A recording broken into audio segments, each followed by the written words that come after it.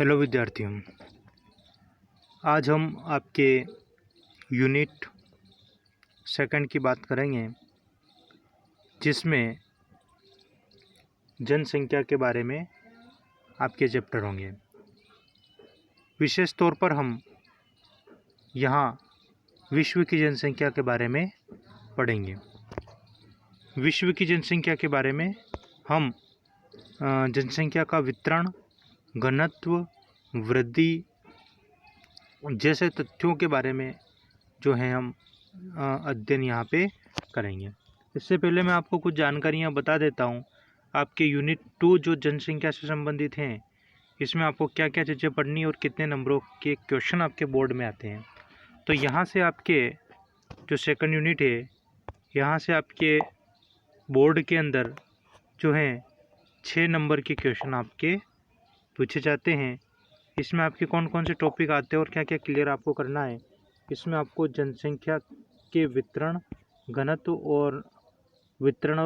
को प्रभावित करने वाले जो कारक हैं उनके बारे में आपको पढ़ना होगा।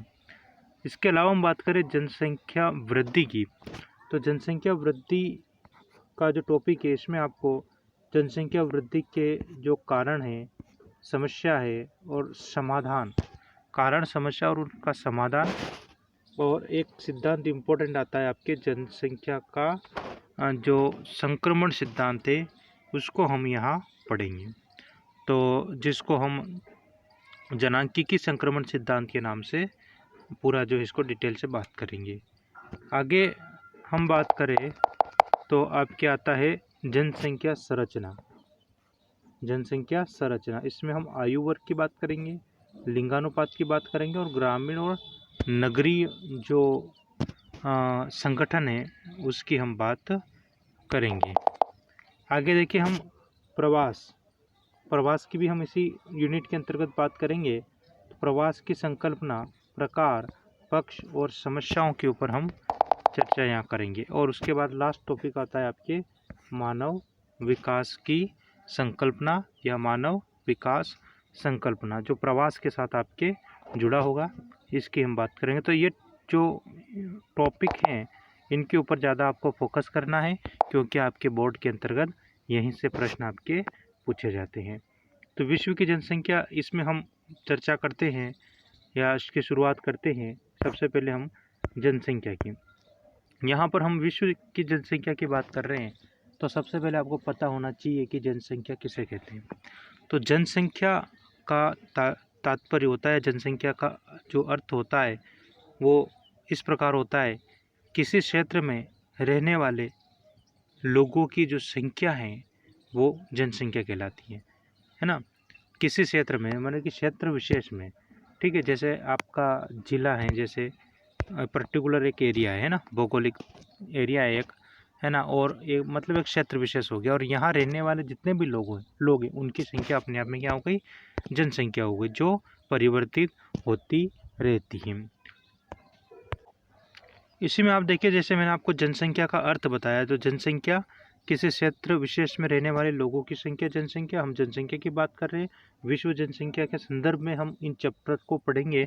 तो इसी क्रम में हम आज शुरुआत करेंगे आपके चैप्टर नंबर 3 की, जो है आपके जनसंख्या वितरण और घनत्व एवं वृद्धि से संबंधित है।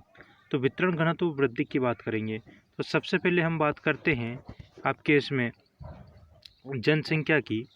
पृथ्वी पर मानव सभ्यता के विकास के साथ उसमें आई जटिलताओं के कारण जनसंख्या का सर्वत्र समान वितरण नहीं मिलता है। तो हम सबसे पहले टॉपिक की बात कर रहे हैं, किसकी, जनसंख्या के वितरण की हम बात करते हैं। तो मानव जो सभ्यता है उसके विकास के साथ जो है जनसंख्या का जो वितरण है वो हमारे संपूर्ण पृथ्वी के ऊपर एक सा नहीं दिखाई देता, यानी कि इसमें काफ़ी अंतर हमें मिलते हैं, यानी कहीं जनसंख्या ज़्यादा है तो कहीं कम है। प्रारंभ से ही जनसंख्या वितरण क्षेत्रीय विस्तार लिए हुए, क्षेत्रीय विस्तार का मतलब कहीं जनसंख्या ज़्यादा है तो कहीं कम है, और राजनीतिक और प्रशासनिक इकाइयों की बढ़ती संख्या के कारण जनसंख्या के वितरण और घनत्व का अध्ययन एक कठिन काम हो गया है। मानव भूगोल में जनसंख्या वितरण एवं घनत्व का विश्लेषण करना महत्वपूर्ण विषय बन गया है। पिछले कुछ दशकों में मानव भूगोल के अंतर्गत जनसंख्या अध्ययन का भी महत्व बढ़ा है। जनसंख्या वितरण और उसके घनत्व के प्रतिरूपों का विश्लेषण किसी क्षेत्र की जनांकीय विशेषताओं का आधार होता है। जनसंख्या वितरण का तात्पर्य धरातल पर मनुष्यों के फैलाव का स्वरूप कैसा है। जनसंख्या के विश्लेषणात्मक अध्ययन के लिए जनसंख्या वितरण प्राथमिक महत्व रखता है। तो यहाँ पर आप देखें ये जो मैं आपको जो रीड कर रहा हूँ ये आपका चैप्टर है, लेकिन जो चीज़ें मैं आपको इम्पोर्टेंट बताता हूँ उसको आपको नोट करना है। देखिए, जनसंख्या वितरण और उसके घनत्व के प्रतिरूपों का विश्लेषण किसी क्षेत्र की जनांकीय विशेषताओं का आधार होता है। जनांकीय विशेषताएं क्या होती हैं, है ना, इनको भी हम बात करेंगे। जनांकीय विशेषताएं जैसे जन्म दर क्या है, मृत्यु दर क्या है ना, वो इसमें आ जाता है आपके। और जनसंख्या वितरण का अर्थ आपको ध्यान रखना, जनसंख्या वितरण का तात्पर्य धरातल पर मनुष्य के फैलाव का स्वरूप कैसा है, ये आपकी इम्पोर्टेंट है। क्या पढ़ेंगे अपन, धरातल पर मनुष्य के फैलाव का स्वरूप कैसा है। जनसंख्या के विश्लेषणात्मक अध्ययन के लिए जनसंख्या वितरण जो वो प्राथमिक महत्व रखता है। देखिए, हमने आपको पहले बताया था मानव भूगोल का अर्थ जब समझाया था तो उसमें बताया था कि मानव भूगोल के अध्ययन में मानव का अपने आप में केंद्रीय स्थान है, क्योंकि मानव ही अपने प्राकृतिक और सांस्कृतिक वातावरणों का उपयोग करता है, उनसे प्रभावित होता है और उनमें परिवर्तन भी करता है। हमारे जो संसाधन है जैसे भूमि है, जल है, मिट्टी है, खनिज पदार्थ है, वनस्पति और जंतुओं का उपयोग मनुष्य ही करता है। मानव ही उत्पादन, कृषि, पशुपालन, निर्माण, उद्योग, व्यापार और परिवहन आदि आर्थिक क्रियाएं करता है तथा सामाजिक संगठन, राजनीतिक प्रबंध और सांस्कृतिक विकास करता है। वह प्राकृतिक संसाधनों का उपयोग करके संस्कृति का निर्माण करता है। इसलिए भूगोलवेत्ता के लिए पृथ्वी पर मानव का अध्ययन सबसे महत्वपूर्ण हो गया है। बात ये आती है आपके कि भाई हम जनसंख्या वितरण वगैरह, घनत्व वगैरह, यानी कुल मिलाकर जनसंख्या के बारे में क्यों पढ़ते हैं। तो आपको सबसे पहले बताया था कि मानव भूगोल का केंद्र बिंदु क्या है, मानव भूगोल का केंद्रीय बिंदु क्या है, मानव है। और मानव है तो मानव जो है वही हमारी जो प्राकृतिक संसाधन जितने भी है, चाहे भूमि है, वन है, खनिज है, जल है, जो भी हमारे जो नेचुरल रिसोर्सेज है उनका यूज़ मानव करता है। मानव ही क्या करता है, हमारे जो सामाजिक सांस्कृतिक वातावरण का निर्माण करता है, इसको प्रभावित भी करता है और खुद भी प्रभावित इनसे होता है ना। तो इस प्रकार से मानव जो हैं वो विभिन्न प्रकार के जो चीज़ें हमारे सामने आती हैं उनका क्या करता है, एक प्रकार के वातावरण का निर्माण करता है। तो इसलिए हमें हमारी पृथ्वी पर जो मानव का जो जनसंख्या का जो वितरण है, घनत्व है, वृद्धि है या अन्य जो विशेषताएं हैं उनका अध्ययन हमें करना होता है, क्योंकि मानव अपने आप में क्या है, सबसे बड़ा संसाधन है, महत्वपूर्ण संसाधन है।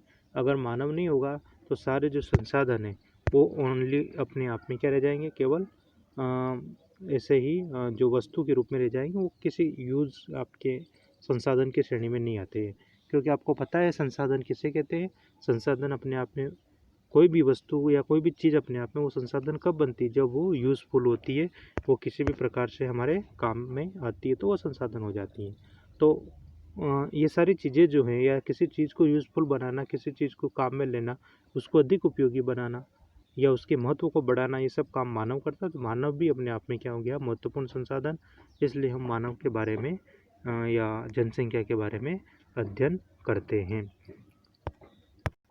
जनसंख्या के वितरण की अगर हम बात करें तो इसमें आप देखें कि जनसंख्या वितरण एवं घनत्व को सामान्यतः, देखो वितरण और घनत्व की अगर दोनों की बात करते तो दोनों का लगभग चीज़ें सेम होती है, लेकिन अर्थ दोनों का अलग है ना। और इसका व्याख्या भी हम अलग ही करेंगे। तो वितरण का मतलब तो होता है कि स्थानिक वितरण है, भाई किस पर्टिकुलर एरिया में वहाँ कितने लोग रहते हैं, है ना। और एरिया जो है ये क्षेत्रफल से संबंधित आपके हो जाएगा। तो सबसे पहले हम जनसंख्या, विश्व में जनसंख्या के वितरण की हम बात करें तो जनसंख्या वितरण जो है जनसमूह के स्थानिक वितरण से है। इस पक्ष में मनुष्य के धरातल पर स्थिति जन्य प्रारूप का बोध होता है। ध्यान रखना आपको, जो जनसंख्या वितरण की जहाँ हम बात करते हैं तो इसमें आपके जो है मनुष्य के धरातल पर स्थिति जन्य प्रारूप का बोध होता है। जनसंख्या घनत्व का तात्पर्य जनसंख्या एवं धरातल के एक अनुपात से है। ये जनसंख्या जमाव की मात्रा का मापन है जिसे प्रति इकाई क्षेत्र व्यक्तियों की संख्या के रूप में हम देखते हैं। ठीक है, तो घनत्व और वितरण का अलग अलग आपके अर्थ हो गया या इसका आपको समझना है। हम वितरण में चलते हैं वापिस। तो समस्त भूसतह पर जनसंख्या का वितरण समान नहीं है। विश्व की 80% जनसंख्या केवल 20% भूभाग पर केंद्रित है और 20% जनसंख्या जो है वो 80% भूभाग पर केंद्रित है। ये बात ध्यान रखना है ना, आपको ध्यान रखना है। विश्व की 80% जनसंख्या केवल 20% भूभाग पर है और 20% जनसंख्या जो है वो हमारे जो है 80% भूभाग के ऊपर जो है वो वितरित हैं या निवास करती हैं। विश्व की जनसंख्या सन 2001 के अंतर्गत यह आंकड़ा आपको ध्यान रखना है 6137 मिलियन अर्थात 613.71 करोड़ थी, जो 2013 में 714 करोड़ हो गई। यह जनसंख्या पृथ्वी के 13.6 करोड़ वर्ग किलोमीटर क्षेत्र पर अत्यंत असमान रूप से क्या है, वितरित है या फैली हुई है। तो इस प्रकार से हम देखें तो जनसंख्या का जो वितरण है वो काफ़ी असमान हमें पृथ्वी के ऊपर दिखाई देता है। विश्व की जो जनसंख्या के असमान वितरण का जो प्रतिरूप है, इसमें हम बात करें तो पृथ्वी की 2/3 जनसंख्या लगभग 14% भाग पर निवास करती है। कितनी? 2/3 जनसंख्या 14% भाग पर निवास करती है। एक अन्य अनुमान के अनुसार विश्व की 57% जनसंख्या इसके स्थलीय क्षेत्र के जो है मात्र 5% भाग के ऊपर निवास करती है। विश्व का 2/3 भाग क्या है? 2/3 भाग जो है वो निर्जन है। क्या है? निर्जन प्राय है। 90% भूभाग पर मात्र 10% जनसंख्या रहती है और 10% जो स्थलीय भाग पर कुल जनसंख्या का 90% संकेंद्रित दिखाई देता है। विश्व की 80% जनसंख्या जो है वो कहाँ पर? उत्तरी गोलार्ध में और 15% जनसंख्या दक्षिणी गोलार्ध में निवास करती हैं। विश्व की लगभग 3/4 जनसंख्या एशिया और यूरोप में रहती है। 3/4 जनसंख्या कहाँ रहती है? एशिया और यूरोप के अंतर्गत रहती है। केवल एशिया महाद्वीप में ही विश्व की क्या है 60% जनसंख्या निवास करती है। ओशनिया में विश्व जनसंख्या का मात्र आधा प्रतिशत निवास करता है। ओशनिया मतलब ऑस्ट्रेलिया और उसके आसपास का जो एरिया है वो उसमें आ जाता है। विश्व की 80% जनसंख्या 20 डिग्री से 60 डिग्री उत्तरी अक्षांशों के मध्य रहती है। 80% जनसंख्या 20 डिग्री से जो 60 डिग्री उत्तरी अक्षांश, उनके 60 डिग्री अक्षांश के उत्तर में विश्व की 1% से भी कम जनसंख्या रहती, क्योंकि वो ठंडे प्रदेश हो जाते हैं। विश्व की जनसंख्या का लगभग 75% भाग महाद्वीपों के किनारों की ओर बसा हुआ है। महाद्वीपों के आंतरिक भागों की ओर जनसंख्या का संकेंद्रण क्या होता है? कम होता जाता है।